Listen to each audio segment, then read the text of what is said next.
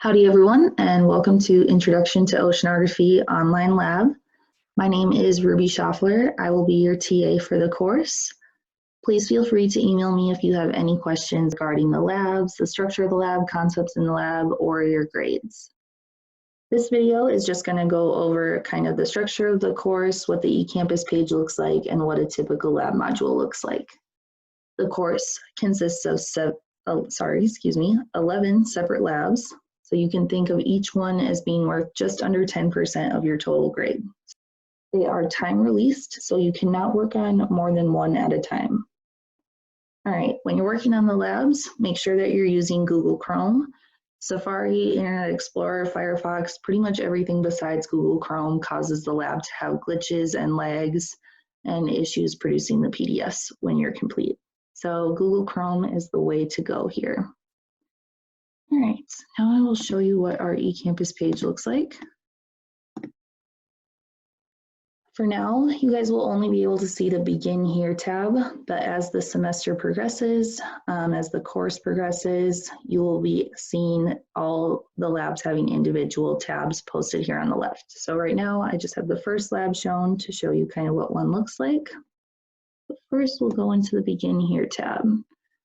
Begin Here just has important information about the course, information about me, my name, my email, office hours, the syllabus, which contains all of the opening and due dates for each of the labs, and a virtual course tour, which is done by the instructor of record, Dr. Wiederwall.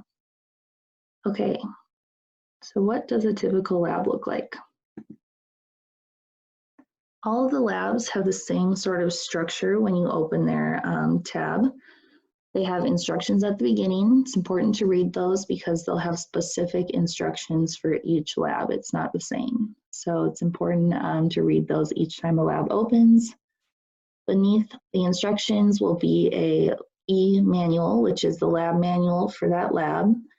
Starts off with some concepts that you'll use throughout the lab, and then it actually goes through the steps that you'll do in the lab module. So please, if you would like, you can have that open as you're working through the module just to keep track of where you are. Following the e-manual is a video lecture. They're usually about 10 to 15 minutes long, and they contain a visual. There's a slideshow, and you can download the slides, and they're always posted right underneath the video. All right. Following that, you will complete a pre-lab quiz. These are questions just about concepts in the lab and what you're going to be doing in the lab. When you open the pre-lab quiz, you will have 5 minutes to answer 5 multiple choice questions. Okay, after the pre-lab quiz, you're actually going to start working on the lab modules. Some of them have different number of parts. So you can see this one has part 1 of 2 and part 2 of 2. The important thing to note is that all of the labs are designed to take the same amount of time. I'll show you what a lab module looks like and explain how these work. At the beginning of each lab, you'll be asked to enter your lab section. And then you'll see the title of the lab. And then you will see this acknowledgement page. So the most important thing on this acknowledgement page is that you will not be able to navigate back a slide. This means that if you make a mistake and click next, you cannot go back and fix it. Your options at that point would be to either wait until there's a text box where you can explain that you made a mistake and put down the correct answer, or you can restart the lab. To restart a lab, you can click on this Texas A&M symbol and restart, or just exit and return to eCampus, or return to the lab. So acknowledging that, moving forward, a little bit of instructions, and then the labs sort of look like this. Sometimes there's little step-by-step pieces here that tell you what to do.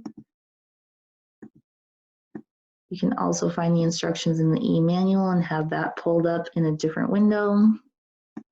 And here is what it looks like when you're going to be typing in text or data.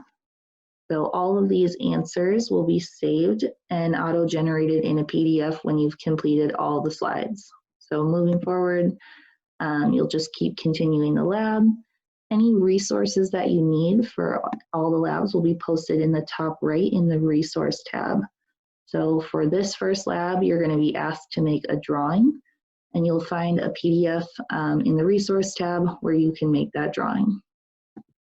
All right, just a few more things. For labs that have multiple parts or separate drawings or graphs that you create, you will need to combine them into one PDF in order to submit them to our Turnitin link. So if that's the case for the lab, I will have included this website in the instructions. It's a free website where you can combine all your PDFs into one document. All right, the last thing that you'll need to do for each lab is a post-lab quiz. The post-lab quiz is 10 multiple choice questions. I recommend having your lab pulled up and possibly the e-manual while you're working through the questions. You get 2 hours to complete the quiz and 2 attempts to do the quiz. So of the 2 attempts, your best score will always be recorded in the grade book. All right, I'm looking forward to teaching this class. As always, feel free to email me, and thank you for your time.